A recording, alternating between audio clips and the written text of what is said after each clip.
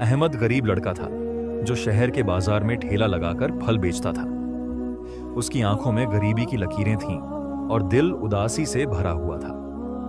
वह चाहता था कि घर के हालात कुछ बदल जाएं। हर शाम को मायूस नजरों से आने जाने वाले लोगों को देखता रहता। आजकल उसके ज्यादा फल नहीं बिक रहे थे, इसीलिए वह परेशान रहने लगा था। लेकिन एक रात जब वह उस पुराने कब्रिस्तान के सामने से गुजरते हुए जा रहा था, अचानक ही एक झाड़ियों के पीछे से उसे किसी के रोने की आवाज आई थी।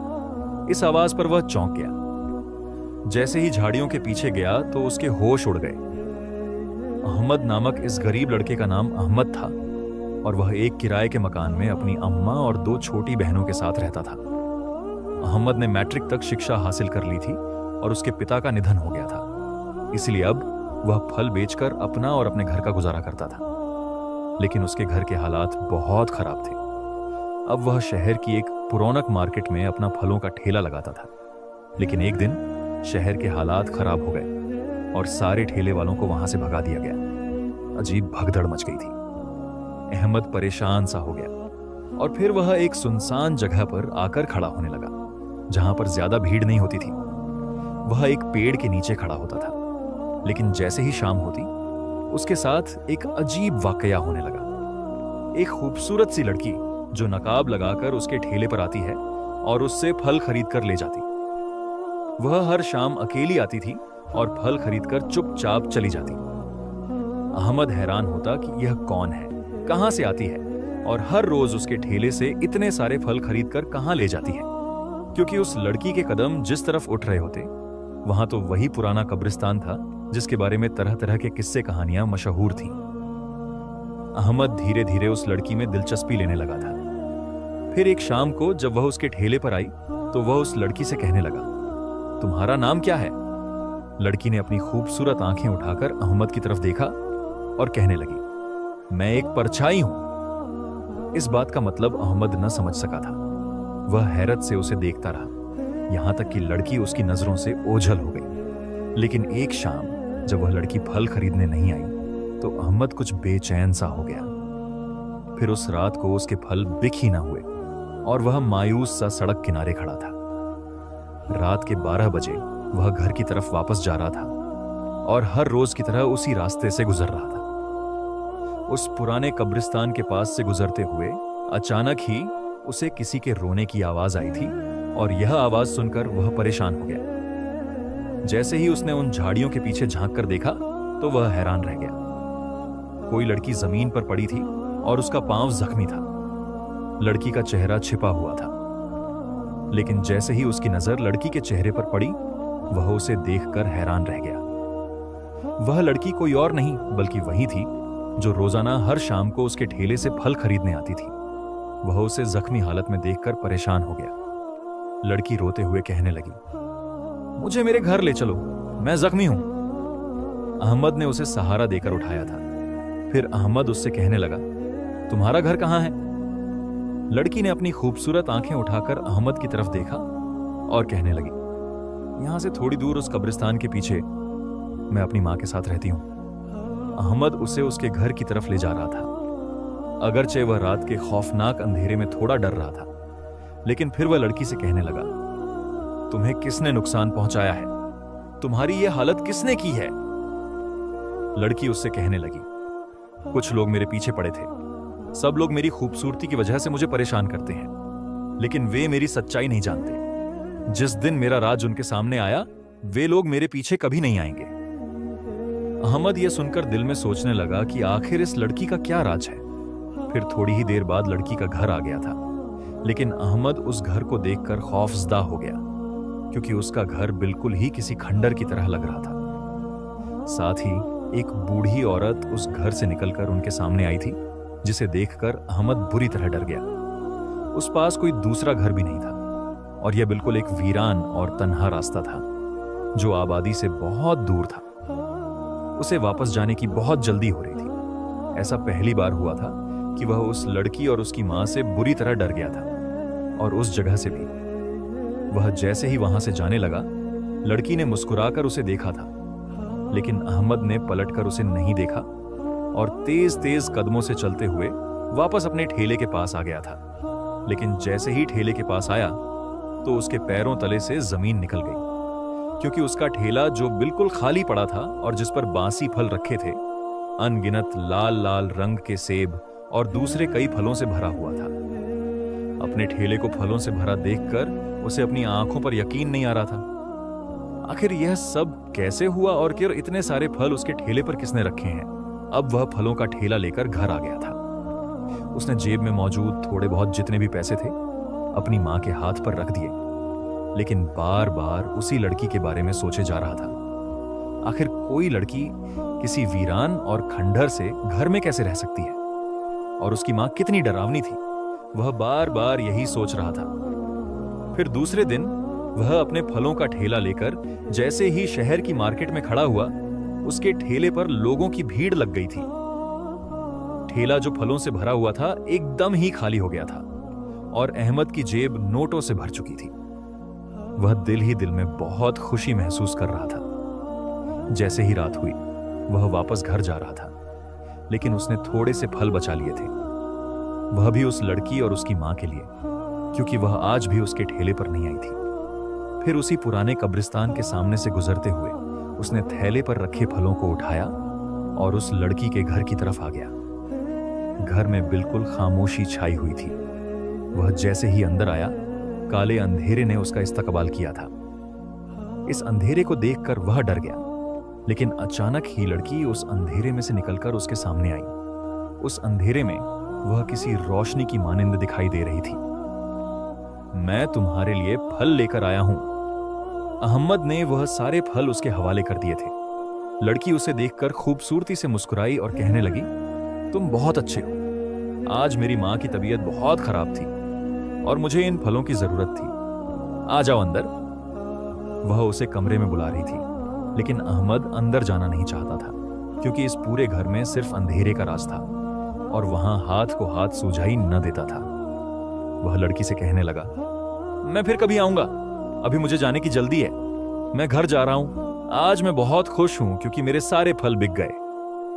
वह खुशी खुशी लड़की से कह रहा था। लड़की उदासी से मुस्कुराई और कहने लगी, अब तुम्हें ऐसे ही खुशियां मिला करेंगी, इसलिए अपनी आने वाली खूबसूरत जिंदगी का इस्तकबाल करने के लिए तैयार हो जाओ। लड़की की इस अजीब बात पर वह हैरान रह गया था। फिर जल्दी से उसके घर से निकलकर अपने घर की तरफ जाने लगा, लेकिन वह इस रास्ते से गुजर रहा था कि अचानक ही उसकी नजर एक पेड़ पर पड़ी। पेड़ पर लगे हुए लाल लाल सेब देखकर वह हैरान रह गया था, जो पहले उसे कभी दिखाई न दिए थे। यह आसपास वीरान रास्ता था, यहां कोई भी नहीं था। अहमद ने सोचा कि ये फल वह तोड़कर अगर अपने ठेले पर रखकर बेचे तो उसे अच्छा खासा मुनाफा हासिल होगा। वह जल्दी से पेड़ पर चढ़कर सारे लाल लाल रंग के सेब तोड़ने लगा और उसने सारे सेब अपने ठेले पर जमा कर लिए थे। रात का वक्त होने की वजह से यहां कोई भी नहीं था, क्योंकि यह एक वीरान और सुनसान रास्ता था। यहां से कोई भी नहीं गुजरता था, लेकिन अहमद को यहां से गुजरकर जाना पड़ता था, क्योंकि उसका घर इसी रास्ते से आता था। अब उसका ठेला लाल लाल सेबों से भर चुका था और वह खुशी खुशी घर की तरफ जा रहा था। लेकिन जैसे ही वह आगे कदम रखने लगा, अचानक उसे अपने पीछे किसी के चलने की आवाज आई थी।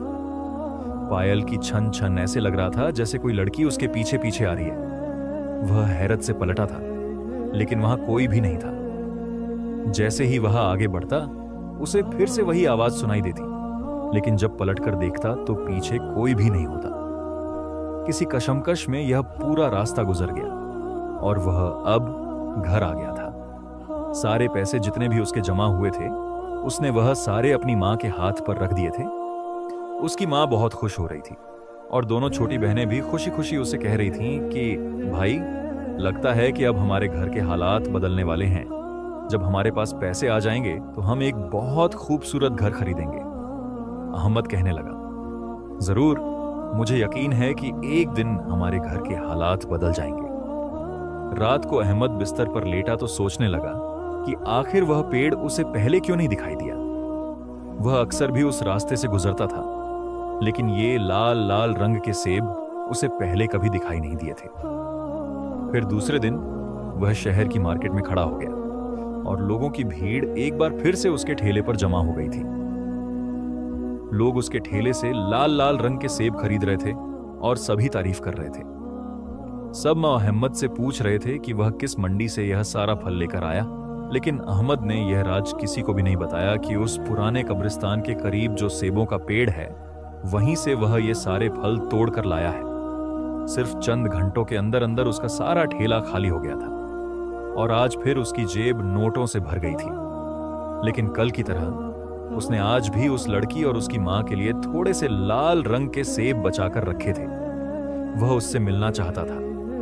वह लड़की उसे जिंदगी की नई उम्मीद लगी थी, जिसने उसे खुशहाल होने की दुआ दी थी। अब मगरिब का वक्त हो रहा था और वह तेज तेज कदमों से ठेला घसीटते हुए उसी रास्ते की तरफ जा रहा था। उसने अपना ठेला उसी पेड़ के नीचे खड़ा किया और फिर वह लाल लाल रंग के सेब लेकर उसी लड़की और उसकी मां के घर चला गया। आज फिर घर अंधेरे में डूबा हुआ था, लेकिन रोशनी की तरह निकलकर वह लड़की उसके सामने आई थी। उस लड़की को देखकर अहमद खुश हो गया। वह लड़की उसे मोहब्बत से देखते हुए कहने लगी, तुम कितने अच्छे हो, हम दोनों माँ बेटी का कितना ख्याल रखते हो। यह सुनकर अहमद कहने लगा, क्योंकि मुझे भी बहुत अच्छा लग रहा है तुमसे मुलाकात करना और मेरे घर के हालात बदल रहे हैं, जैसे कि तुमने कहा था। यह सुनकर लड़की मुस्कुराई थी। फिर वह सेब देकर वापस अपने ठेले की तरफ आ गया, लेकिन जैसे ही उस रास्ते पर आया तो उसकी हैरत का ठिकाना न रहा। पेड़ पर लगे हुए लाल लाल सेबों में इजाफा हो गया था और आज फिर वह सेब जैसे उसे पुकार कर कह रहे थे कि आओ, हमें तोड़ लो और अपनी रोजी में बरकत पैदा करो। फिर अहमद से रहा न गया और उसने वह सारे फल तोड़कर अपने ठेले पर रख लिए थे। वह सोच भी नहीं सकता था कि उसके घर के हालात इतनी जल्दी बदल जाएंगे। उसकी खुशियों का कोई ठिकाना नहीं था। अब वह हर रोज उस रास्ते से गुजरता, बचा हुआ फल उस लड़की के घर देता और उस पेड़ से फल तोड़कर अपने ठेले पर रख लेता। दिन ब दिन उसके घर के हालात बदलते जा रहे थे और अब लोग फौरन ही उसके सारे फल खरीद लिया करते। पूरे शहर में अहमद के मीठे सेबों का चर्चा था, लेकिन अहमद ने यह राज किसी को नहीं बताया था कि वह मीठे मीठे लाल रंग के सेब कहां से लेकर आता है। उसने किसी के सामने भी उस पुराने कब्रिस्तान का जिक्र नहीं किया था। अहमद को तो ऐसा लग रहा था कि यह जो कुछ भी हो रहा है उस लड़की की वजह से हो रहा है। आज भी उसने लड़की के लिए कुछ चीजें खरीदी, लाल रंग की चूड़ियां, एक खुशबू और चमेली के खूबसूरत गजरे। ये सब चीजें वह उसे तोहफे के तौर पर देना चाहता था। बड़े जोश और खरोश से वह उसी घर में पहुंचा था, लेकिन आज उस वीरान खंडर का खाली सन्नाटा देखकर वह हैरान रह गया। लाख आवाजें देने के बावजूद भी वह लड़की उसके सामने नहीं आई थी। वह बहुत मायूस और उदास सा होकर वापस पलटने लगा। वह उस पुराने कब्रिस्तान से गुजरकर घर की तरफ जा रहा था, जब अचानक उसे अपने पीछे एक आवाज सुनाई दी, रुक जाओ लड़के, तुम कहां से आ रहे हो और तुम्हारे हाथों में ये चीजें कैसी हैं? अपने पीछे आने वाली आवाज सुनकर वह हैरान रह गया था। जैसे ही अहमद ने पलटकर देखा तो एक बूढ़े आदमी को देखकर वह चौंक गया। फिर वह बूढ़ा अहमद से कहने लगा कि वह रात के इस भयानक अंधेरे में इस कब्रिस्तान में क्या कर रहा है। अहमद उसे देखकर घबरा गया था। फिर वह जल्दी से कहने लगा, मैं इस कब्रिस्तान के पीछे जो घर है वहीं आता जाता हूं। वहां एक लड़की अपनी मां के साथ रहती है, उसे मेरी मदद की जरूरत है, मैं उसके लिए कुछ सामान लेकर आया था। यह सुनकर बूढ़ा आदमी जोर जोर से हंसा था। फिर वह अहमद के पास आकर कहने लगा, क्या तुम नहीं जानते कि वह घर तो कब से वीरान हो गया है? उस घर में कोई भी नहीं है, तो फिर एक मां और एक बेटी कहां से आई? अहमद उस बूढ़े आदमी से कहने लगा, नहीं, वहां पर एक लड़की रहती है जिसकी मां बीमार है और उसे मेरी मदद की जरूरत है। मैं हर रोज उसके लिए फ्रूट लेकर जाता हूं, क्योंकि मैं एक फल बेचने वाला हूं। उस लड़की ने कहा था कि एक दिन मेरी किस्मत बदल जाएगी, और ऐसा ही हुआ। मेरे घर के हालात बहुत बदल गए हैं। मैं खुद को खुशनसीब समझता हूं, इसीलिए उस लड़की के लिए यह तोहफा लेकर आया था। बूढ़ा आदमी राजदारी से कहने लगा, देखो, मेरी बात को समझो और उस घर में दोबारा न जाना। क्या तुम नहीं जानते, वहां पर एक जिन्नजादी को कैद किया गया है और वह जिन्नजादी अक्सर ही किसी लड़की के रूप में आकर लोगों को परेशान करती है। क्या तुम उसके झांसे में तो नहीं आ गए? यह सुनते ही अहमद परेशान हो गया था। वह हैरत से उस बूढ़े आदमी को देख रहा था और उससे पूछने लगा, तुम कौन हो? वह बूढ़ा आदमी कहने लगा, मैं इस कब्रिस्तान का गोरखन, कब्र खोदने वाला हूं और यहां की हर बात से वाकिफ हूं।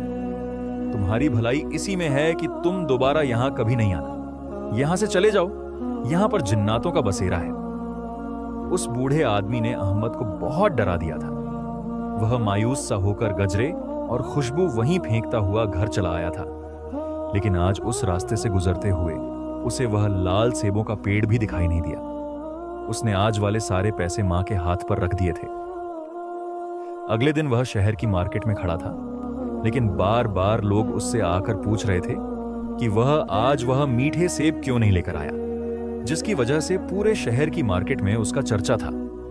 लेकिन अहमद के चेहरे पर मायूसी थी। वह हर हाल में उस लड़की के बारे में जानना चाहता था। फिर काफी रात तक वह मार्केट में खड़ा रहा, यहां तक कि रात के 12 बज गए। अब वह घर जाना चाहता था। उसी रास्ते से गुजरते हुए वह एक बार रुका था। उसका दिल चाह रहा था कि वह जाकर देखे कि उस घर में वह लड़की अब भी मौजूद है या नहीं। लेकिन अचानक उसे बूढ़े गोरखन की बात याद आई थी। फिर वह इस बात को सोचकर अपने घर जाने लगा। लेकिन थोड़ी ही दूर गया था कि अचानक उसे अपने पीछे पायल की आवाज आने लगी। ऐसे लग रहा था जैसे कोई लड़की उसके पीछे पीछे आ रही है। वह जैसे ही इन आवाजों पर पलटा तो उसकी आंखों ने हैरत अंगेज मंजर देखा था। उसी पेड़ के नीचे वह लड़की खड़ी थी, जिस पर लगे हुए लाल रंग के सेब उसे अपनी तरफ आकर्षित कर रहे थे। लेकिन वह लड़की को देखकर डर गया। लड़की की आंखें बड़ी अजीब हो रही थीं। उसने काले रंग का लिबास पहन रखा था और उस काले दुपट्टे से मुंह छिपा रखा था। लेकिन वह हाथ के इशारे से उसे अपनी तरफ बुला रही थी। वह न चाहते हुए भी उसके पास चला आया था। मैं तुम्हारे घर गया था, तुम्हारे लिए तोहफा लेकर। तुम कहीं पर भी नहीं थी, लेकिन मुझे तुम्हारे बारे में सच्चाई जाननी है। आखिर तुम कौन हो? तुम्हारा नाम क्या है? लड़की ने कोई जवाब नहीं दिया था, बल्कि खामोशी से अहमद को देखती रही। फिर कहने लगी, क्या तुम इस पेड़ के मीठे मीठे सेब हासिल करना चाहते हो? हर रोज की तरह वे पैसे कमाना चाहते हो? अगर इसका जवाब हां में है तो तुम्हें मेरी बात सुननी होगी। अहमद हैरत से कहने लगा, कैसी बात?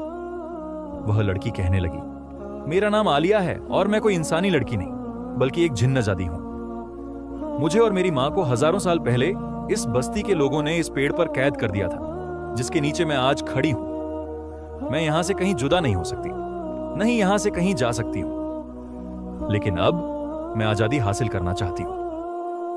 आज से 20 साल पहले तुम्हारे पिता ने मेरी मां की मदद करनी चाहिए थी, लेकिन उससे पहले ही वह मौत का शिकार हो गया। लेकिन उसने कहा था कि मैं तुम्हारी मदद नहीं कर सका, लेकिन मेरा बेटा तुम्हारी मदद जरूर करेगा। इसीलिए मैं तुम्हारी तलाश में इस शहर की सड़कों पर घूमती थी। मैं नहीं जानती थी कि तुम एक फल बेचने वाले हो, लेकिन जब मैंने तुम्हें पहचाना तो मुझे बहुत खुशी हुई। अब मुझे तुम्हारी मदद की जरूरत है। मुझे यहां से आजाद करो, इस पेड़ से। यहां पर मेरी मां भी रहती है, लेकिन वह बहुत बीमार है। यहां से आजादी के बाद मैं अपने कबीले में वापस चली जाऊंगी, जहां पर हम जिन्नात रहते हैं। लेकिन मैं अभी नहीं जा सकती, क्योंकि मैं एक कमजोर और ताकत से महरूम जिन्नजादी हूं। तुम ही हो जो मुझे आजादी दिला सकते हो, जैसे कि तुम्हारे पिता ने हमें आजाद करने की कोशिश की थी। अहमद यह सुनकर हैरान रह गया था। उसे अभी तक यकीन नहीं आ रहा था कि वह कोई लड़की नहीं, वह एक जिन्नजादी है, जिसकी मोहब्बत में अहमद गिरफ्तार हो गया था। फिर वह लड़की उसे कहने लगी, यहां से थोड़ी दूर एक पहाड़ है। उस पहाड़ के पीछे एक नदी बहती है। उस नदी का मीठा पानी और वहां उस नदी के पास लगे हुए चंद पौधे मेरी रिहाई का बाइस बन सकते हैं। तुम उनके पत्ते लेकर आना और उस नदी का पानी इस पेड़ पर छिड़कना। इस तरह से मैं और मेरी मां आजाद हो जाएंगे। मैं और किसी को यह राज नहीं बता सकती थी। मैं जानती हूं कि जिस तरह मैं तुम्हें चाहने लगी थी, उसी तरह तुम भी मुझसे मोहब्बत करने लग गए थे, और मेरी मोहब्बत में आकर तुम यह काम जरूर करोगे। मुझे यकीन है कि तुम मेरी मदद करोगे, मुझे और मेरी मां को यहां से आजादी दिलाओगे। वह जिन्नजादी बड़ी आस से अहमद को देख रही थी। अहमद ने एक गहरी सांस ली और कहने लगा, मैं तुम्हें आजादी जरूर दिलाऊंगा, क्योंकि तुम्हारी वजह से हमारे घर के हालात बदल गए हैं। इस पेड़ पर लगे हुए मीठे मीठे सेब बेचकर काफी हद तक मेरे घर के हालात बदल गए हैं। अब मैं खुद मुख्तार हूं, किसी का मोहताज नहीं। मैं तुम्हारी मदद जरूर करूंगा। जिन्नजादी आलिया यह सुनकर बहुत खुश हुई थी। फिर वह कहने लगी, मैं तुम्हारा इंतजार करूंगी। यह कहते ही वह उसके सामने से गायब हो गई थी। अगले दिन अहमद काम पर नहीं गया था, क्योंकि वह उसी पहाड़ी पर जाना चाहता था। जैसे ही उस पहाड़ी के पीछे गया, उसके पीछे बहती नदी और लगे हुए हरे रंग के पौधे देखकर उसे उस जिन्नजादी की बात पर यकीन हो गया था। नदी का पानी उसने बोतल में भर लिया था और चंद पत्ते भी उन पौधों के तोड़कर अपने पास रख लिए थे। जैसे ही वह वहां से आने लगा, अचानक किसी खौफनाक चेहरे वाले आदमी ने उसका रास्ता रोक लिया था। अहमद उसे देखकर डर गया।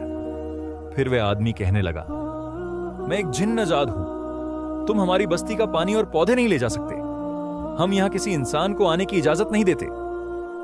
इसकी बात सुनकर अहमद घबरा गया। वह जल्दी से कहने लगा, लेकिन मैं किसी की मदद करना चाहता हूं, किसी को आजादी दिलाना चाहता हूं। मेरा मकसद नेक है। वह जिन्नजात कहने लगा, ये पौधे और पानी सिर्फ जिन्नात इस्तेमाल कर सकते हैं, इंसान नहीं। अहमद जल्दी से कहने लगा, मैं भी किसी जिन्नजादी की मदद करना चाहता हूं, जो हजारों साल से एक पेड़ की कैदी है। मैं उसे आजादी देकर खुशी महसूस करूंगा। यह सुनकर वह जिन्नजात कहने लगा, ठीक है, तुम्हारा मकसद नेक है। मैं तुम्हें यह ले जाने की इजाजत देता हूं। यह कहते ही वह अहमद के सामने से गायब हो गया था। फिर उस रात के 12 बजे वह उसी पुराने कब्रिस्तान में आया और उस पेड़ के नीचे खड़े होकर वह उस नदी का पानी पेड़ पर छिड़क रहा था। साथ ही उसने वह पौधे भी उस जमीन के नीचे दफन कर दिए थे। उसकी खुशबू से एकदम ही हर तरफ रोशनी सी फैल गई थी। एक धुआं सा उठा और फजा में एक खुशी की आवाज गूंजी थी, मैं आजाद हो गई। मुझे यकीन नहीं आ रहा। वह जिन्नजादी झूम झूम कर नाच रही थी। अहमद दूर से उसे देखे जा रहा था। आजादी का एहसास क्या होता है? वह कोई जिन्नजादी आलिया से पूछता, लेकिन अहमद उसकी खुशी महसूस करके खुद भी खुश हो रहा था। फिर जिन्नजादी आलिया कहने लगी, अब मैं वापस अपने कबीले में जा रही हूं, हमेशा के लिए। कभी ना वापस आऊंगी, लेकिन तुम्हें इस पेड़ का हक देकर जा रही हूं। इस पेड़ पर लगने वाले सेब, जो बहुत मीठे और रसदार हैं, वह सिर्फ तुम्हें दिखाई देंगे और किसी को नहीं। इसलिए आज से यह मीठे फलों का पेड़ तुम्हारा है। यह कहते ही वह अहमद के सामने से गायब हो गई थी।